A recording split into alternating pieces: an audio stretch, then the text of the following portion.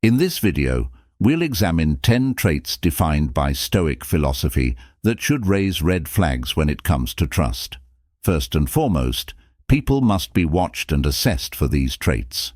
Trust is the cornerstone of all relationships, whether they be friendships, sexual relationships, or familial bonds. Thankfully, this is a straightforward process. Before we start, please make sure you're subscribed to the channel and have your notification bell turned on so you don't miss any videos. And as always, be the best version of yourself. We only look at their words and behaviors to determine their true character. Let's take a closer look at each of these identities and see why trusting them is a bad idea. Let's begin with the narcissists in the first category. When interacting with narcissistic persons, the Stoics advise us to maintain our inner serenity. Retaining indifference to their self-centered actions safeguards our mental tranquility in the midst of their vanity. Think about this. If someone is always talking about themselves and rarely thinks about other people, they are probably not trustworthy. Their demands are always put first, regardless of who they are trusting. A narcissistic person is hazardous. They often put their personal reputation before all else, often at the expense of other people. Be cautious of people who aggressively self-promote and push their beliefs without listening, because this compulsive need for self-esteem can drive people to go to extreme lengths to maintain their ideal facade. These people are the kind that effortlessly shift blame for their own mistakes onto others. The second category consists of those who engage in gossip. Stoicism highlights the importance of not giving undue weight to what other people think of us and teaches us how to handle gossip and hurtful comments. If someone freely discloses secrets or spreads information about others, they are likely to do the same to you, chatting behind your back about you. Since their incentive for spreading information is pleasure rather than discretion, it is a mistake to trust gossip. The third category consists of those who irritate others frequently. While it's natural to lose patience in difficult situations, Stoicism promotes self-reflection. When interacting with troublesome or manipulative people, rather of reacting impulsively, we should pause to consider how our own opinions and responses affect the issue. When someone persistently irritates you, it's a different matter. If someone has a habit of causing you annoyance, it's possible that they do so by subtly provoking you and sowing doubt in tiny, nearly undetectable doses. Watch out for these dishonest games. If someone consistently upsets you, it's because they are gently urging you with their words and body language. Their volatility results from an unstable, immature disposition. Giving a toddler a sharp object in a dangerous and unexpected way is the same as trusting someone who struggles with decision-making. The fifth type is the need for two-faced stoicism. We've all encountered people who seem friendly on the outside but spread lies behind your back. Others share this mindset. Be ready for sarcastic comments from these two individuals.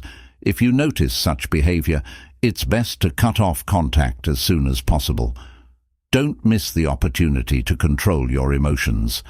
Prudence when dealing with people who wear two masks. Instead of focusing on their actions, we should focus on developing virtue within ourselves. The sixth category consists of highly curious individuals. Stoicism places a strong emphasis on the need to establish boundaries in conversations and share information sensibly. Be wary of those who are extremely curious, since they might divulge important information. This interest may be sparked by envy. It's important to be careful who you confide in, because it's hard to guarantee that the information won't be used against you later.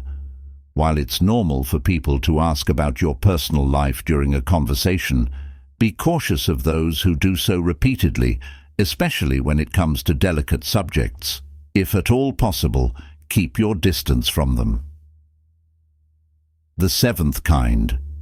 Instead of aiming for universal acceptance, Stoicism teaches us that we have no control over how other people perceive us.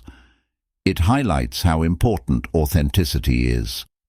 We've all encountered people who seem to be genuinely nice and always eager to make friends with everyone.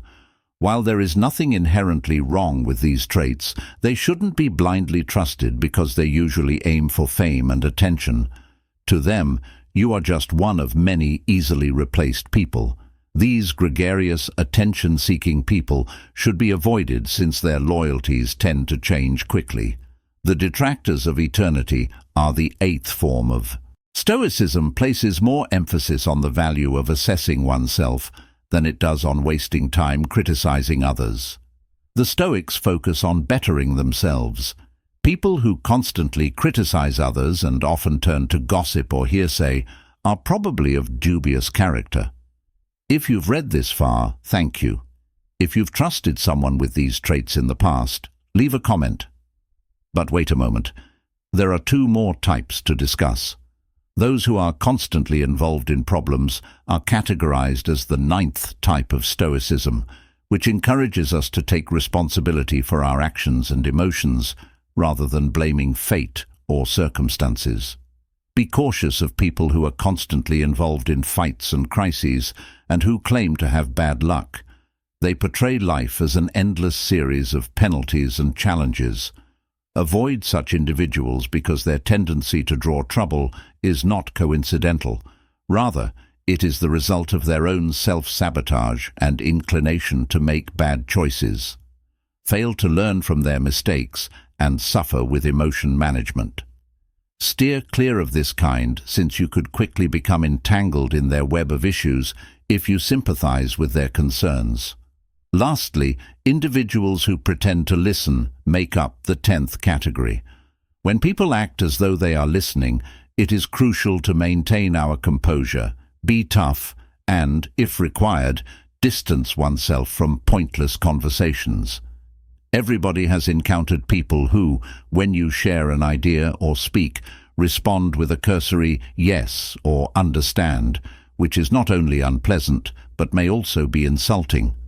A conversation requires at least genuine attention. If you feel like someone isn't paying attention, or worse, if they're absorbed in their phone or acting interested in something fake, it's best to cut the conversation short. It is useless to have a conversation with someone who isn't paying attention. If this happens, you are free to go. You are not obligated to spend time with someone who doesn't care about your opinions. Ultimately, learning about these many personality types gives us important knowledge about developing genuine, long-lasting relationships.